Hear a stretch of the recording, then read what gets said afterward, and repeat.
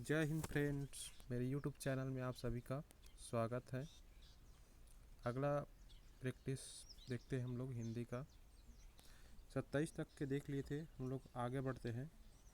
तो अगला प्रश्न है 28 नंबर का हमारा।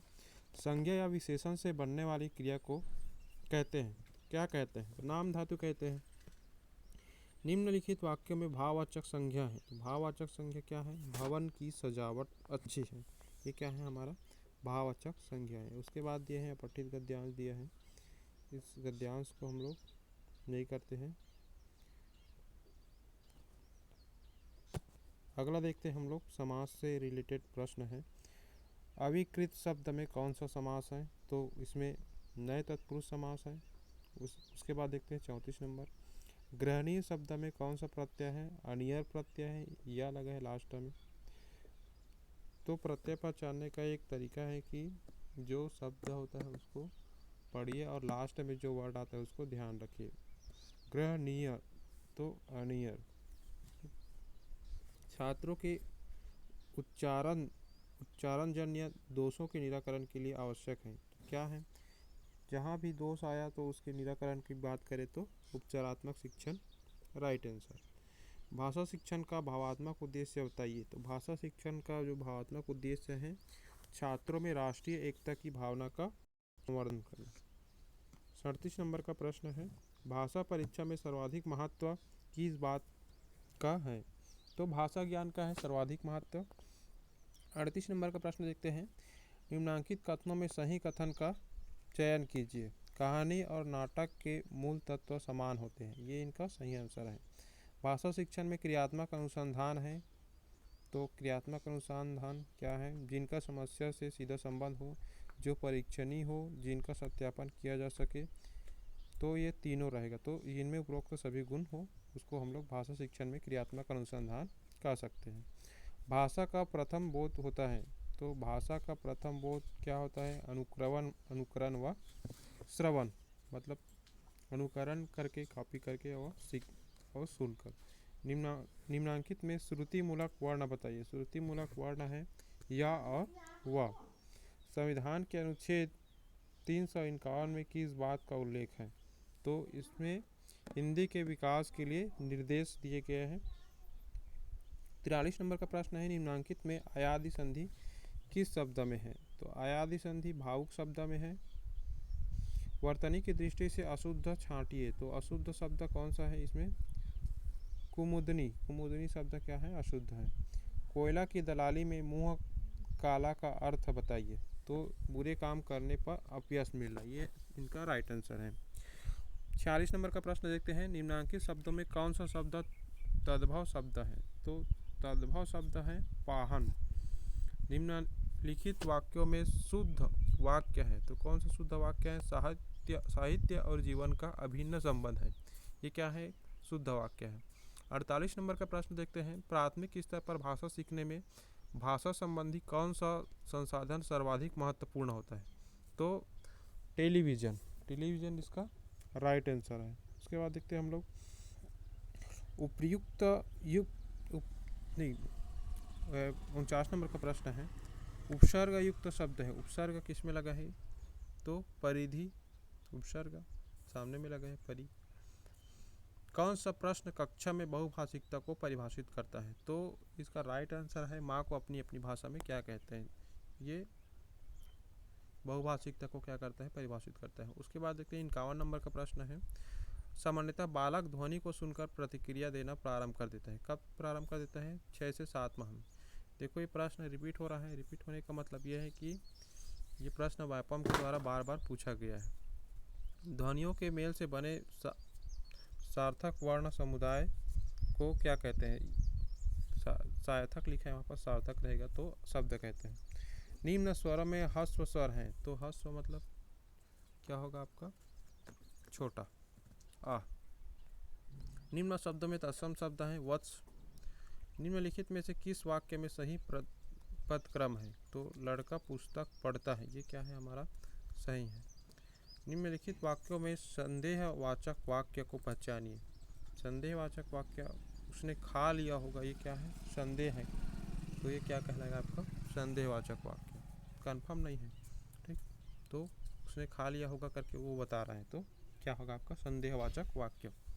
अनुस्वार युक्त शब्द है, अनुस्वार तो अंगूर जिसमें अम की मात्रा रह गए। निम्न में बहुब्रीहि समास युक्त शब्द नहीं है, तो बहुब्रीहि समास युक्त शब्द कौन सा नहीं है, सट्रस। उसके बाद 49 नंबर का प्रश्न देखते हैं, जाति वाचक संज्ञा का उदाहरण है, तो पहाड़ इसका राइट आंसर है। उतर गई लोई तो क्या करेगा कोई, लोकोक्ति का अर्थ होता है सम्मान नष्ट हो जाने के बाद फिर किसकी चिंता, ये इनका राइट आंसर है। 61 नंबर का प्रश्न देखते हैं, हिंदी भाषा के विकास का सही क्रम है, तो हिंदी भाषा का विकास का सही क्रम संस्कृत, पाली, उसके बाद प्राकृत, उसके बाद अपभ्रंश, फिर अवहट, फिर हिंदी, ये इनका विकास का सही क्रम है। निशाचर का अनेकार्थी शब्द हो सकता है, तो निशाचर रात को जो विचरण करने वाले को बोलते हैं उसको निशाचर, तो निशाचर का अनेकार्थी शब्द उल्लू। जो कम बोलता है को एक शब्द में कहते हैं, कह सकते हैं, क्या कह सकते हैं, अल्पभाषी। चिरंतन शब्द का विलोम शब्द है नश्वर। 65 नंबर, इनमें से कौन सी भाषा आकलन में सबसे कम प्रभावी तरीका है, तो श्रुति लेख, ये क्या है, सबसे कम प्रभावी होता है। उसी प्रकार देखते हैं हम लोग 66 नंबर, बेफिक्री के लिए निम्न में से किस मुहावरे का प्रयोग किया जाता है, तो घोड़े बेचकर सोना क्या है, बेफिक्री के लिए सही मुहावरा है। निम्न में से द्विगु समास नहीं है, तो द्विगु समास चतुर्भुज द्विगु समास नहीं है क्योंकि ये मीनिंग दे रहा है।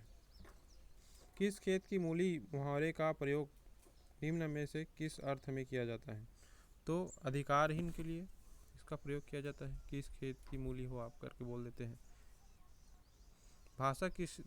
भाषा सीखने का प्रथम चरण है, तो सुनना। हिंदी व्याकरण में कितने प्रकार के लिंग होते हैं, तो इसमें 2 प्रकार के लिंग होते हैं। कहाँ राजा भोज, कहाँ गंगू तेली लोकोक्ति का अर्थ होता है उच्च और साधारण की तुलना। संज्ञा या सर्वनाम के जिस रूप में या जिस रूप से वाक्य के अन्य शब्दों के साथ उनका संज्ञा या सर्वनाम का संबंध उचित हो उसे क्या कहते हैं, तो उसे कारक कहते हैं। भाषा विकास के प्रमुख चरण क्रमशः निम्न है, तो आंगिक, फिर वाचिक, उसके बाद लिखित, फिर यांत्रिक, ये भाषा जो विकास है उसके प्रमुख चरण है। कक्षा पहली में पढ़ने वाली गरिमा अक्सर ड़ा वाले शब्दों को गलत तरीके से बोलती है। आप क्या करेंगे, तो इसको समझाने के लिए सही आंसर बताया गया है। स्वयं ड़ा वाले शब्दों को सहज भाव से उसके समक्ष प्रस्तुत कर उसे धैर्य पूर्वक बोलने का अभ्यास कराएंगे। स्त्री का पर्यायवाची शब्द है वनिता। नीचे दिए गए वाक्यों में से एक सही वाक्य है, सही वाक्य का चयन कीजिए, तो आपका आशीर्वाद आवश्यक है, ये क्या है, आपका सही वाक्य है। 77 नंबर का प्रश्न है, कभी कभी बच्चे इस तरह के प्रश्न पूछ लेते हैं कि हम बड़े भी बगले झांकने लगते हैं, तो इनका इस मुहाक्या में बगले झांकने मुहावरा का अर्थ होगा, सही अर्थ है निरुत्तर हो जाना। उसके बाद 78 नंबर का प्रश्न देखते हैं हम लोग। 78 नंबर का प्रश्न है हमारे पास, निर्देश दिए गए एक वाक्य दिया गया है, इसके लिए विश्लेषण बिंदुओं के आधार पर सही विश्लेषण पहचानिए, तो इसका सही आंसर है हमारे पास बी, भारतीय टीम वाला इसका सही आंसर है। नीचे उसके बाद दिया गया है 79 नंबर का प्रश्न, नीचे दी गई में से सही विकल्प को चुनिए, तो सही विकल्प क्या है, चक्की। चक्की के लिए च प्लस आ प्लस का प्लस बड़ी, तो उसको बोलते हैं चक्की। तत्सम शब्द अपनी भाषा के मौलिक रूप में बिना किसी परिवर्तन के प्रयुक्त होते हैं, जबकि तद्भव शब्द अपना रूप बदल देते हैं। इस कथन के परिप्रेक्ष्य में अच्छत शब्द का तद्भव रूप होगा, तो अच्छत का क्या हो जाएगा, अच्छत।